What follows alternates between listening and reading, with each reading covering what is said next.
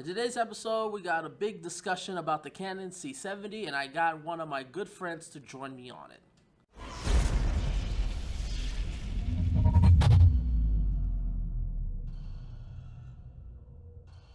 What's good, everybody? James Jackson here, back again with another video.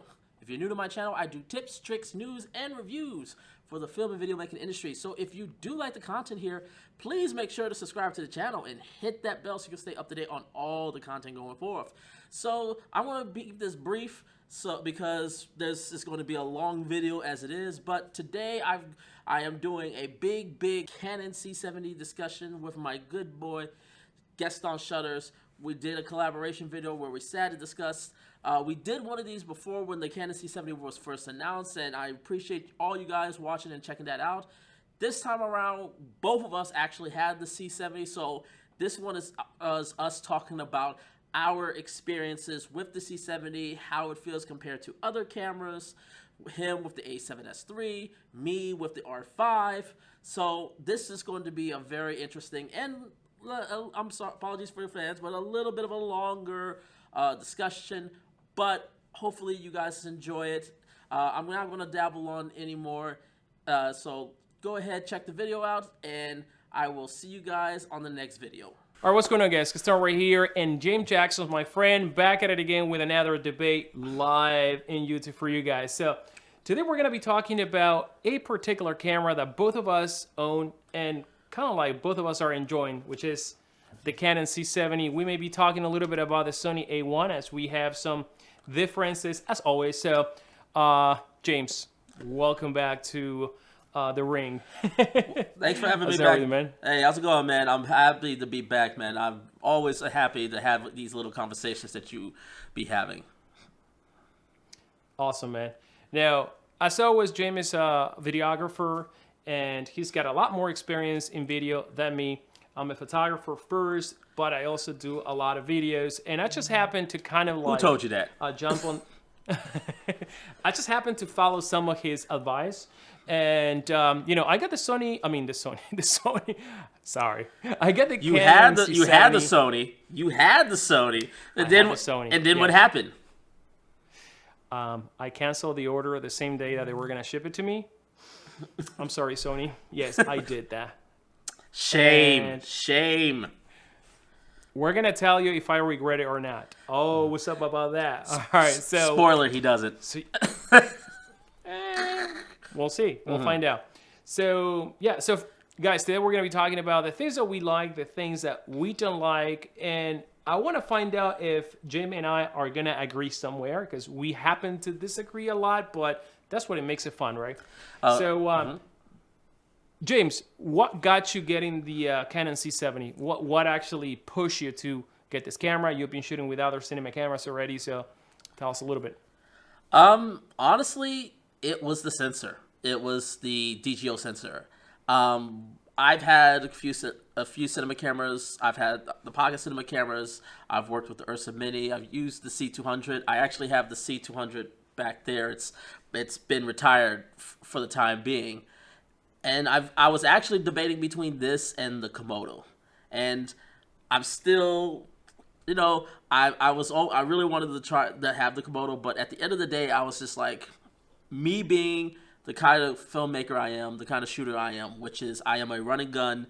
I'm a run and gun filmmaker. I usually film by myself or a very small crew, and usually I'm like working tight locations and tight timing. So I needed a camera that could just get out of my way and just capture the best image quality. And right now, the C70 is that camera. For $5,500, you get the sensor, one of the best sensors Canon has produced, that is in their $11,000 camera, the C300 Mark III, at almost half the price. And I've had it for maybe a week now, and I have been loving it ever since. So that's my reason. It's just a functional cinema camera that just works. So, but I gotta ask you, man, as you mentioned at the Go top, for it. you were going to order the FX6, and I know from the last time we had this conversation about the C70, you had your hesitation, and I know you still have those reservations, especially about the size and the lenses that are native to this mount, because this is the first cinema camera that has the RF mount, and one of your reservations was that it's a Super 35 sensor, but all the glass is full frame. So going to something like an FX6, which was full frame and it could take advantage of those lenses, what made you return your FX6 and go with the C70? Well, I think that one of the things that really made me reconsider the C70, a lot has to do with the things that we've been chatting. I take your advice, really, really hardcore because you know your stuff. But at the same time, I've been doing a lot of research, and I own a lot of Sony cameras already. I own 3 7S3, A7S3, 2 at work, and I have 1 here for personal use. So, I know that the FS6, it's kind of like very reminiscent of the image quality of the Sony A7S3. And it would have been kind of like to get a glorified Sony A7S3, in many ways. And I never owned a cinema camera. And, like I mentioned before in my last video, I've been always a fan of a cinema camera. To me, it was kind of like the pinnacle. If I ever can afford one of those, I am going to afford a Canon cinema camera. So because of my photography nature, I sold all my Canon camera. I think the last Canon camera I bought was the 80D. So I sold all my EF glass, and after that I've been shooting non-stop with Sony. I like the results, it gets the job done. I also have a lot of cameras at work Sony, and when I buy lenses, I like to being able to share it for personal use and for work. So compacting my lens lineup was one of the things. But with the Canon EOS R, it kind of like got me so curious about Canon once again. And to be honest with you, I wasn't, wrong. I mean, the Canon EOS R, despite what people say about video, it's a great photo camera, in my opinion, for what the camera cost. And obviously, when the Canon EOS R5 was announced, I had to have that camera, and I don't regret a bit. So that got me, starting investing again in Canon glass, but this time RF glass. And I said, I am going to get a Canon camera, cinema camera, when Canon announces an RF camera. And boom, here it is. The C70 is here, and I just decided to, give a chance to a Canon. I have the glass. I have the need for another camera. I don't own a camera of this capabilities and size. And, I just decided to, cancel that order. The same day that I got the confirmation that it was going to ship, I called B&H and I'm like, please don't ship it. Can I cancel my order? So I canceled the order, got the Canon C70, super skeptical. But here it is. Yep. Awesome. Yeah. Look, I think Canon has a real winner with this camera. I think we should definitely start into a lot of the things that we really enjoy about this camera. Yep. For me, it is something that I didn't think was possible. And we talked about this last time, was the built-in NDs. Just having that on an RF mount, which I didn't think was possible.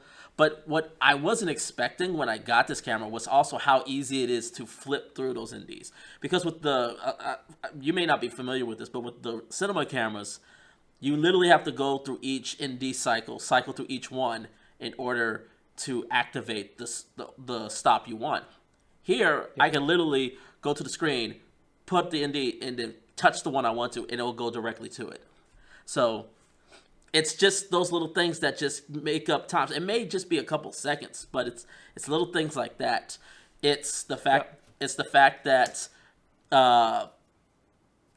again, it's this sensor. Like, the dynamic range of this camera is unbelievable. I don't know if you saw my recent video, one of the recent videos I did on my C70, because I'm just starting my C70. I saw it. In the car. Yes. The one in the car. Yeah. Yeah. I was like, I don't, every other camera I could think of, I would have blown out the sky in the background if I was trying to do that, or I would have had to crush the back part of the seat, the inside of the car where all the blacks were. Yep. But I was able to keep all that information with this camera, which is like crazy. Yeah, and regarding dynamic range, I have to agree with you, but at the same time, I don't think it's much better than the Sony A7S III. in my opinion. You know, I've seen footage. I've seen your footage. I shoot footage. I compare with my footage shot with the Sony A7 III. Again, you know, at least for the situations where I've been shooting, the dynamic range is pretty similar. But again, it's very positive because I think the dynamic range of the Sony A7 III is just great. Now, talking about the ND filters, that was one of the things that I needed to have in a cinema camera, especially because, you know, I film a lot outdoors. And I have to say that I don't think I was going to miss the you know, the implementation of the Sony FS6, which is variable. And, you know, this type of ND filters, you know, you drop every 2 stops. You know, every 2 stops, you know, you go from 0 to 6, then you can extend it to 10. But, you know, I find myself that I think that Sony has nailed it with a variable one, because what I'm doing right now with this camera is, I don't have it right now, but I put a Polar Pro right here. I believe it's 2 to 5 or 2 to 6. And I still use my ND filter in the lens to refine the exposure, because, you know, most of the time you're either going to be overexposed or underexposed, you know, with the ND filters. But it is really, you know, handy to be able to lock in your ISO and not mess with it anymore, and then just adjust ND filters. So that was one of the things that really drove me to go with a cinema camera. And, you know, a lot of times, you know, there's a lot of the times, you know, 10 stop is not even enough, you know. Yeah. So, you know, that's why, you know, I have a polar, an ND filter in the. Yeah, but at least it is 10. At least it is 10 stops. The Sony FS6 doesn't even have 10 stops. It goes up to like 7. Yeah, and 7. Seven stops, and I do like Sony's invention of the variable ND, and it's a very unique thing. But it's also something that I don't know if Sony has a patent to it, because as far as I know, no one else. I know Zcam has some sort of electronic ND, but it's not the same as Sony's. Same with Confinity, but most of cinema cameras that have it, like the ARRI cameras, they're all analog, like the Canon cameras, where it's 2-stop difference. The same thing with the Ursa Mini Pros, it's 2-stop difference. And most of them only give you like 6, whereas the Canons give you 10. I personally, I'm okay with that. I know it especially if you got the auto ISO, not the auto ISO, the auto ND. That's the FS6. It has auto ND. Yeah, the auto ND, it definitely can help you, especially with your exposures going from outside to in. But for me, because I also use cinema glass, I just use the aperture, and it's just a smooth gradation of going from one to the other to make those smite. And because usually with a stop difference, I'm like, we're talking about it, most likely a stop difference. So like going from like a 2.6 to like an f3.2 is not going to be that much of a difference in terms of focus. For me at least. But no, I get you there. But that's one of the big things about these cinema cameras, is that they have these features that just help you just not have to worry about things as much. Another, like, I think one of the things that we talked about before we start recording was the white balance, the auto white balance on this. This has got to be the easiest. This has got to be the easiest white balance button I have ever came across. I literally just have to grab a middle gray card and just put it up to the screen, hit the button, and it nails the white balance like every single time. We need the same thing for stills camera from Canon, because I always bitch about how cumbersome it is for the Canon user file. You have to take a picture first, then you have to go through the menu, then you have to select custom white balance, then you have to accept the picture you previously took, and finally you hit OK again, and you have set the white balance. I mean, if Canon can implement the same way of adjusting the white balance in still cameras, I think that's going to be great as well, because that will make it even faster than Sony, because Sony is a lot faster than the Canon EOS-R5. Oh, yeah. I have to agree with that. Yeah, I don't know what Canon was thinking with that white balance implementation. But, yeah, it's got to be the most frustrating white balance push white balance I've ever came across. Yeah. It's clunky. It's unnecessarily bureaucratic, where you got to just do these steps. I'm 100% with you. They need to get rid of that whole white balance procedure. Yeah. So I'm gonna ask you a couple of questions. Tell me 5 things that you like about the C70 that your C200 doesn't have. Things that for you are completely a game changer. Okay. Other than the 10-bit. Outside of the 10-bit 422? Okay. So the first thing is it has false color. I'm so happy that it has false color. Because that is my favorite exposure tool, because it shows you everything. So I can now know, it's like, as long as I don't see pink, I don't see red, I got all my information, and then I can tweak it how I want to. The second thing is I can actually load in LUTs to the camera. You can't do that on the C200. Love that. Why don't you give me some of the things that what's some of the things that you have that your A7S doesn't have that you like? A lot of things, and I think that a lot of people that are considering their first cinema camera may resonate with this. But I think one of the main obvious thing to me is, well, we mentioned the NDs, that is game changer, and second of all, one of the things that I love the most, aside from the image quality, is the amount of configurable buttons that you have all over the body. I remember back then, saying, what would someone need so many buttons? Until you start shooting videos professionally, and paying your bills through that, and having the functionality to be able to tap into the most useful functions. I think that's actually really a game changer. In the Sony cameras, it's not enough. Even the Sony A7S III, I wish I had this. Oh, I wish I could configure this. So this camera actually comes with a bunch of useful things preloaded. To be honest with you, I haven't modified so much the layout of the pre-configurable buttons. The ones that I configured were the ones back here, which one I have it set up to activate tracking. Then the other one I have it activate. The other one for the digital image stabilization. And I believe that's it. The second thing that I like is how much control you have on the screen. Let me turn it on. Oh, yeah. Oh, my battery is dead.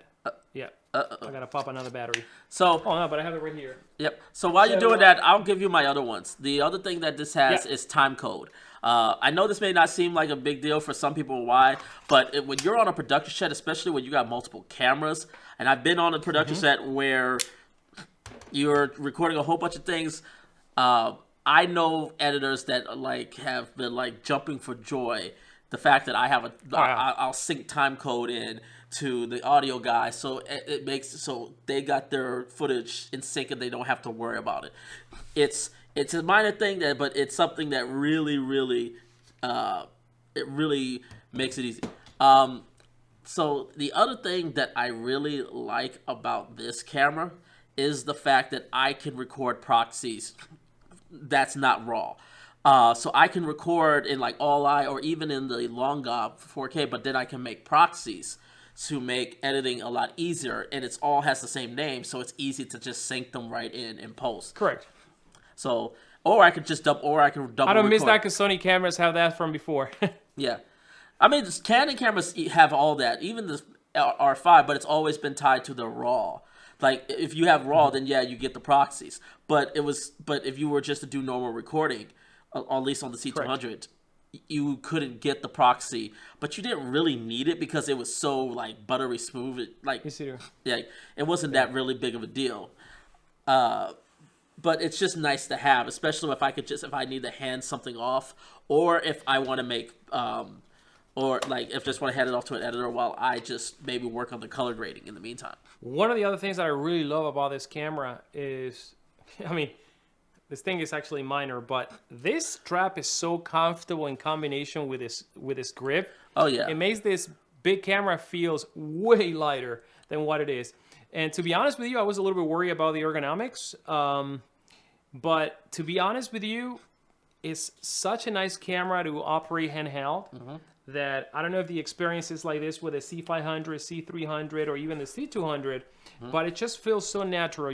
Running and gunning with this camera is really really comfortable. I think I was going to miss smaller bodies, but to be honest with you, I kind of miss shooting with this when shooting with the other cameras right now because I got so used to it.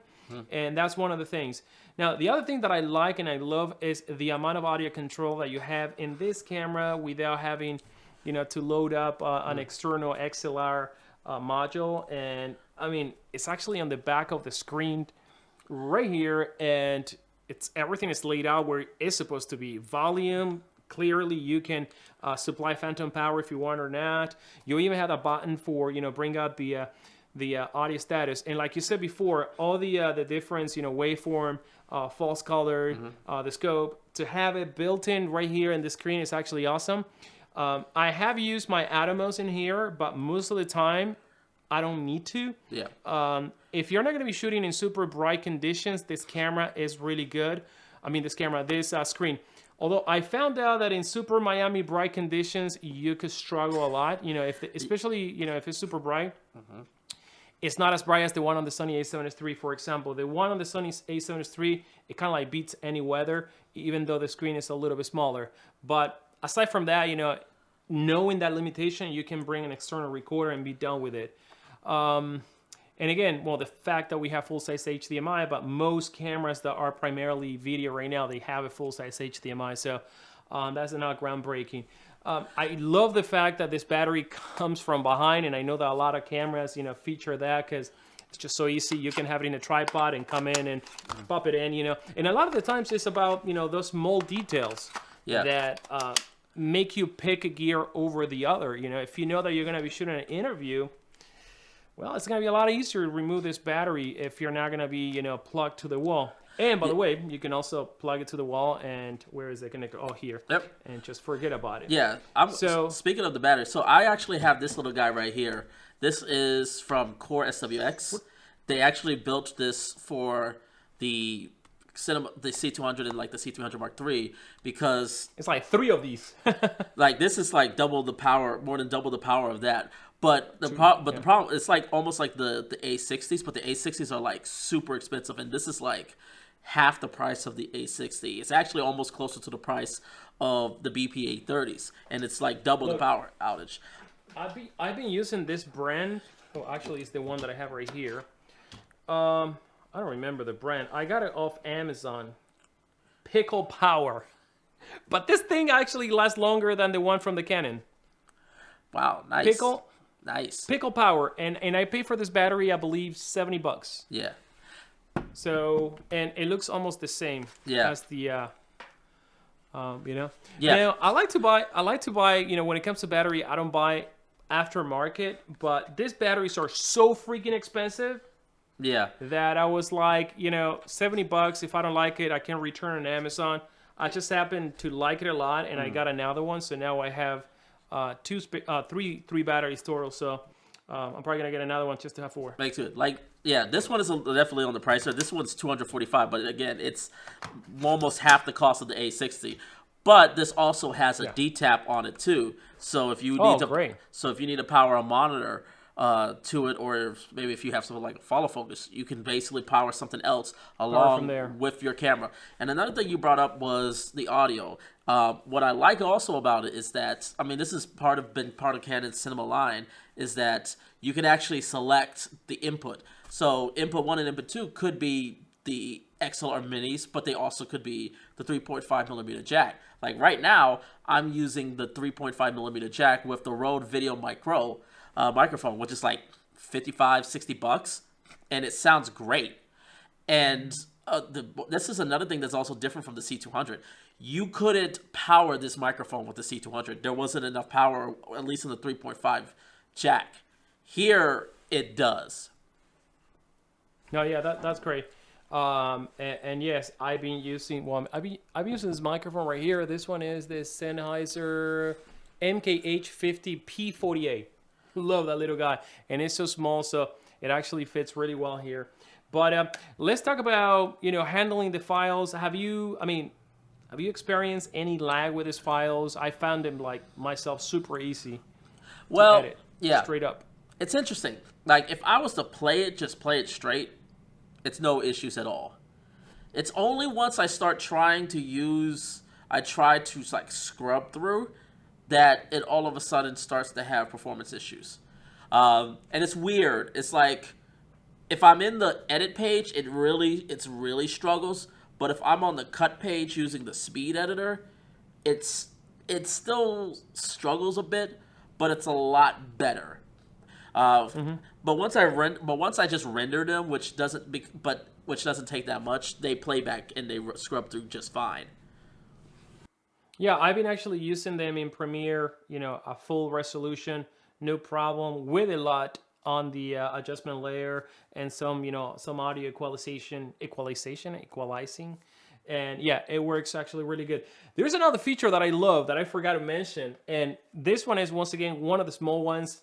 Of course, this camera has great features, but one of the things that I love is that you can actually power on the camera and go one step and lock it up. This to me is huge because I hold my camera with my hand a lot when I shoot. And a lot of the times, because of this little ring, I bump the ISO accidentally all the time. And just to know if I lock the system, I go there and it doesn't matter what I do, I'm not gonna move the system. It's actually very useful because the camera has a lot of buttons, and I think it could be easy to actually press one of the buttons that you don't want. So I find that to be like a really good feature. I wish, for example, the Canon EOS R5 has that built in the on-off power switch. I believe you can configure a button to lock up, or at least you can do that in the Sonys.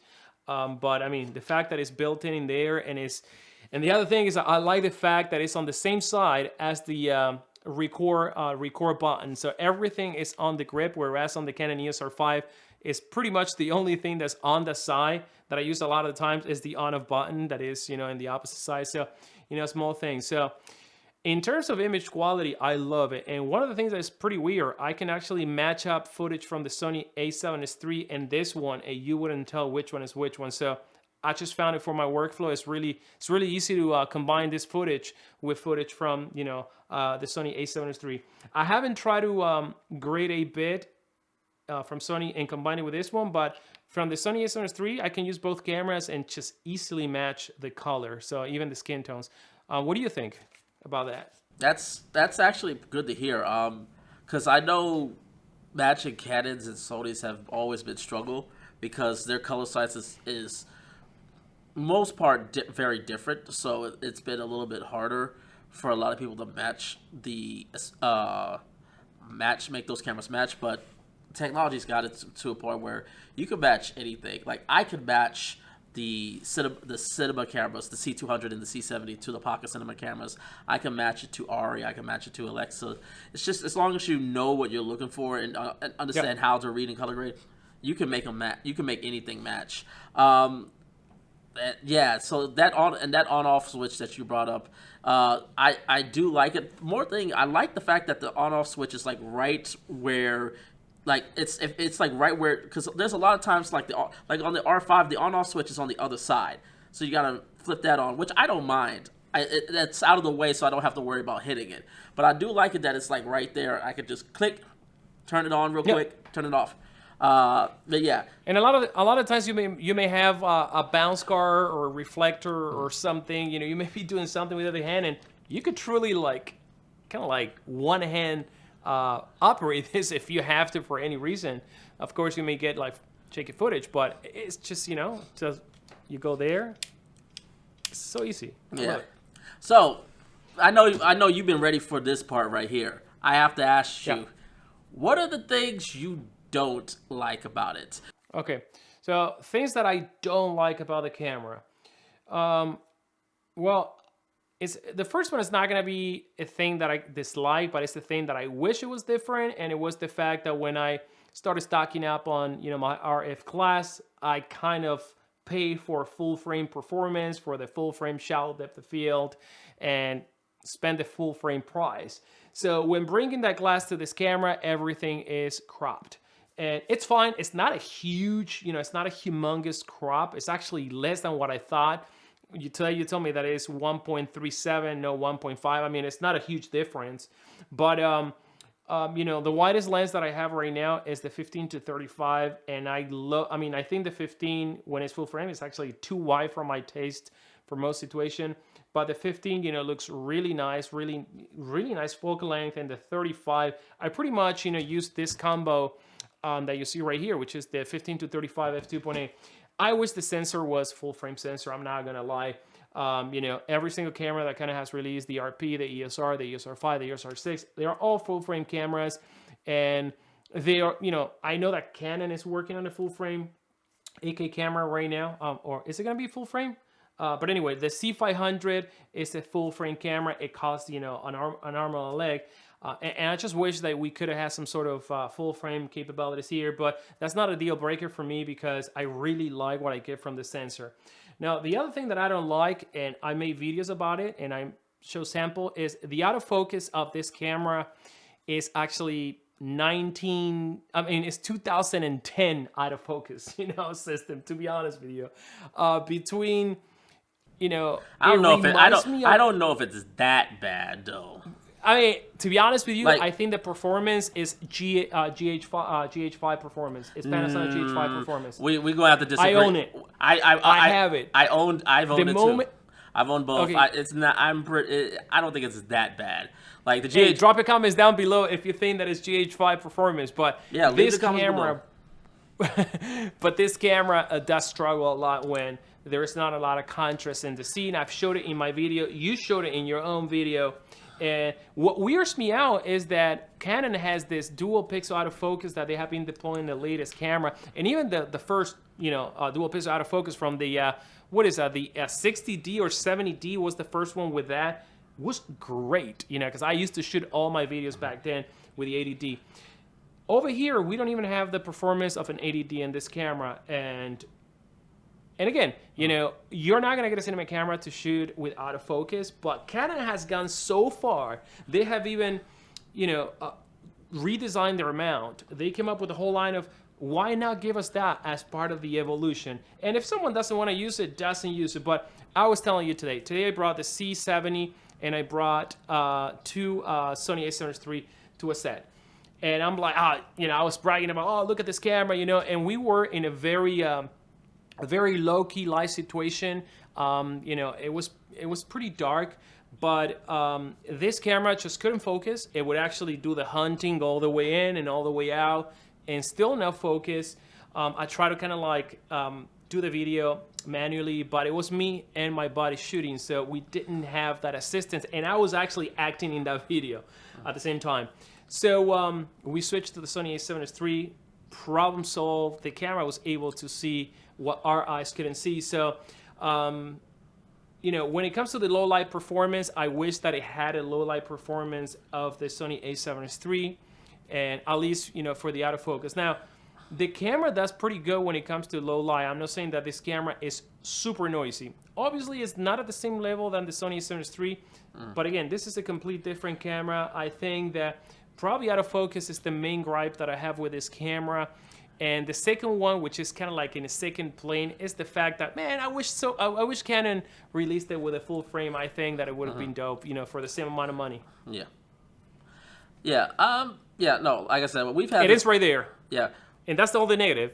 That's it. It's not too much. Wow. Okay. Yeah, so I would say, me and you talked about the crop. So, and I like I told you, I totally get where you're coming from with that. So that totally makes sense. And regarding the autofocus, at least for me, me and you have been talking about it because I didn't have the C70 at the time. And now that I got it, I got a chance. And it's honestly what I thought it would be, which was it's the C200 autofocus with some slight improvements. And one of the things that was always, I guess, that was problematic with the C200's autofocus was that it did not do well in underexposed situations, and at all. So it was one of those. That was one of those always the hiccups. But it was also, but they did always was able to put in this manual focus assist that if you couldn't get the autofocus to work, you can use that, and that was actually pretty good at still nailing your focus if you had to go and focus something. The little two arrows? Yes. You still have it here too. Yeah, it's still here, and it's on the R5 and the R6 as well. It's one of my, I love that feature. It's my second. It makes manual focus so easy. Yeah, it's my second favorite manual focus assist. My number one favorite is actually from the Eva 1 that has these squares and these squares circles that will consolidate in the area that you're trying to focus. So it's a good way. It's a good visual. Yeah, actually, when I shoot manual focus, well, at least with my Sony cameras, I use, focus peaking, but this is actually way better than focus peaking if you're concentrating in a point. You just tap to it, the box appears, and as long as you line up those two arrows, you are in focus. Yeah. So, and you can also have on top of that focus peaking on top of that, so that's awesome. Yeah. Is there anything else that you don't like? Because I know you love Canon, so it's kind of like asking you if you like your daughter. Of course, we like our childs, man. look, I do like Canon, but I'm not a Canon fanboy. I work. I love. I mean, I work and I owned several different cameras that were just not Canon, including Sony. There are a few things I don't like about this camera. The first one being no RAW, man. No RAW is also another one that I thought RAW. Honestly, I thought RAW would be problematic, but honestly, the dynamic range is so good that it's great. And the white balance, like you really, if you have a white card or in a middle gray card, you can't mess up exposure and you can't mess up white balance. So as long as you have a white balance card, an 18% gray card, and you know how to monitor your highlights and shadows without clipping, like it's really, RAW is not really good. That was the whole thing with RAW, is to sort of deal with those sort of situations. But I don't have to deal with that with the C200, with the C70. But the thing I really wish I could have though is like a 12-bit, even if it was like a 1080. Like a 12-bit, like Codec? Like a 12-bit codec, because there's an extra weight and extra depth to the textures of a 12-bit codec. I wish that was there. Just to somewhat, it doesn't have to be RAW. The thing I do wish that they did put in here was an SDI. That to me is their biggest misstep here, is the SDI. It's just a more secure connection than HDMI. I mean, the HDMI is not bad. It's not the end of the world, because you can get something like a Blackmagic Video Assist 7-inch monitor, and it has the SDI, and you can send the SDI out that way. So yeah, I can see that too, because even full-size HDMI, it's loose. I mean, you pull in and it can't just be removed. But I mean, to be honest with you, for me, 10-bit is a game changer. I've been shooting all my life in 8-bit. So when I got the Sony A7 III, that was the first time I shot with 10-bit, and I mean, it's really hard to go back to 8-bit, to be honest with you.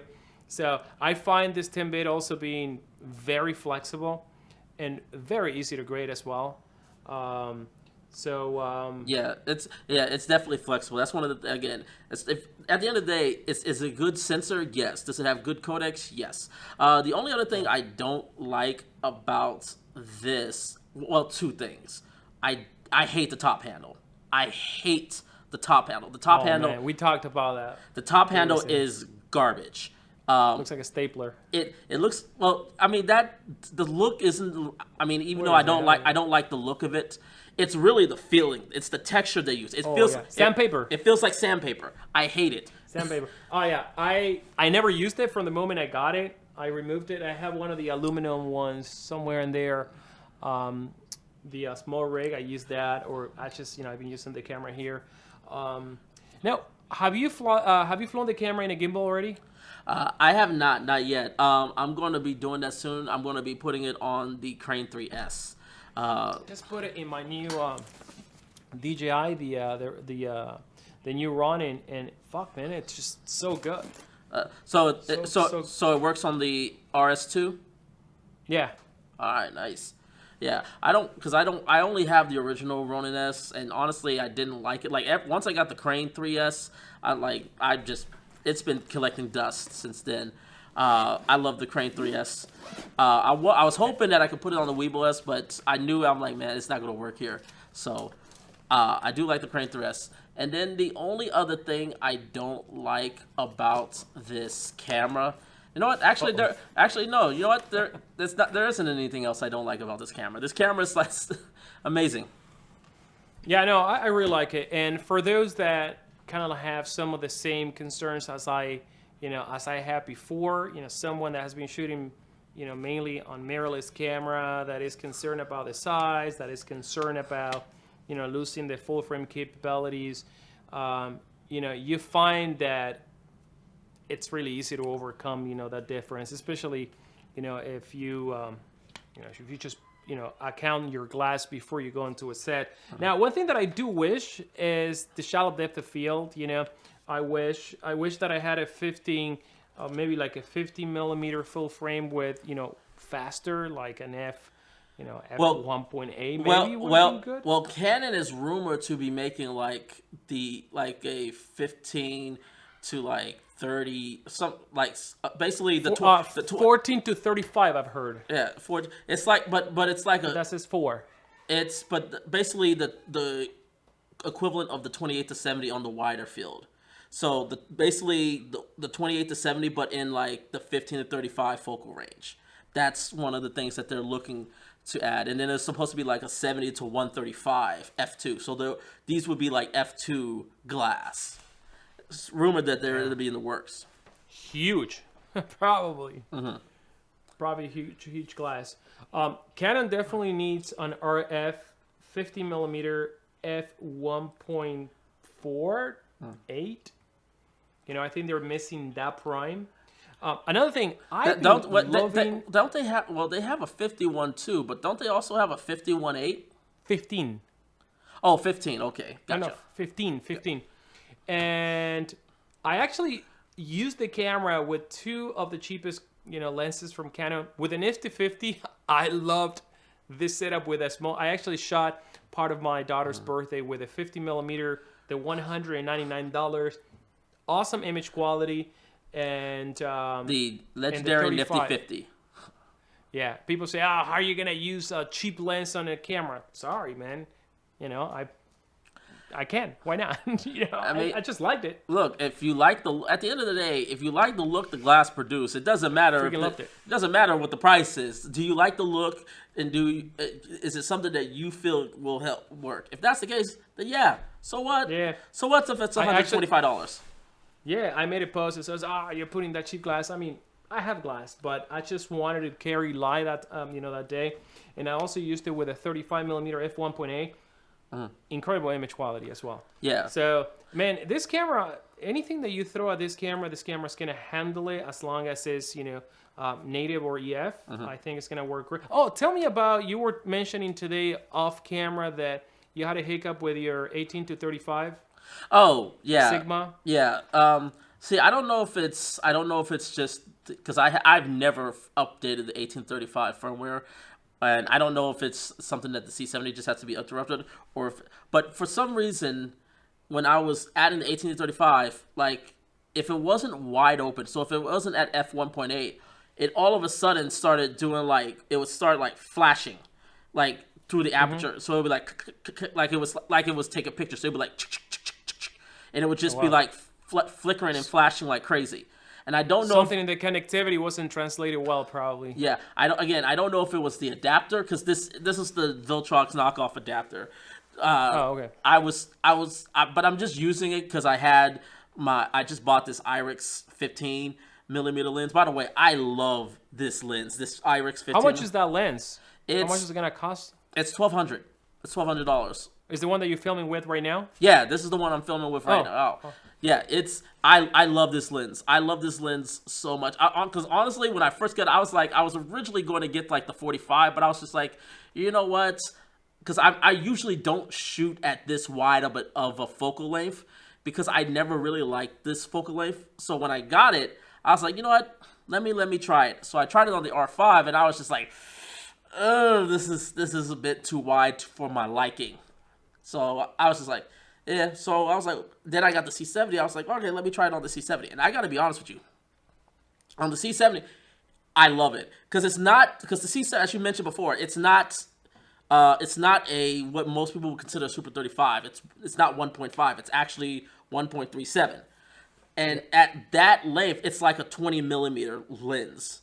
So I really do love this focal length. at that. It's like that's pretty wide, 20 millimeter full frame. Yeah. Yeah. Yeah, and it's wide enough that you can really give yourself some, like, show some background, but it's not so wide where it looks distorted and like stretched out. Super stretched out. Like if I was to reach out, it would still look stretched, but it doesn't look too stretched. So this is like the perfect focal length for me, and I think the C70 works. I was thinking about trying it with the speed booster, the Canon focal reducer, and if I ever get my hands on one of those, because they keep selling out, I may try it and see, because it's actually, if you get the focal reducer, it's actually wider than a full frame. It's like a 0.96 crop then, so it's a little bit wider than full frame at that point if you get the focal reducer. Yeah, well, I guess for those that have EF glass, that's awesome, because this camera becomes an even more versatile camera. Kind of weird because if you have older glass, it's kind of like a better camera than if you have the native RF, but it is what it is. One thing that I want to mention, and because we're already being live for 45 minutes, so one thing that I want to mention is that one of the things that I love about this camera versus the FS6 is that in this camera we have, wait a second, does the FS6 has image stabilization? I don't think so. It does Digital. not. It doesn't. Digital, yeah. This one has digital image stabilization that when paired with the image stabilization of my favorite lens for I believe it has gyroscope. Yeah, but that's a pain in the ass when you have 100 clips. I don't want to go through. I mean, I've never used that, man. When I should, I don't have one clip. I have a lot of clips. And but one of the things that I like about Canon, especially this glass, is that it has image stabilization. Now, the 16 to 35 Sony version doesn't have image stabilization. I don't think there is any other, at least wide zoom, like a 15 to 35. I don't think there's any other I don't glass. think so. The only glass from Sony that is a zoom lens that has image stabilization is the 24 to 105, because not even the 24 to 70. But when you pair, and that was also another reason why I canceled, believe it or not, that was one of the main kind of reasons for me, because this is the focal length that I use the most in this camera, because if not, it would be 24 to 70. But this one, when paired with the image stabilization, I don't need a gimbal for a lot of the shots.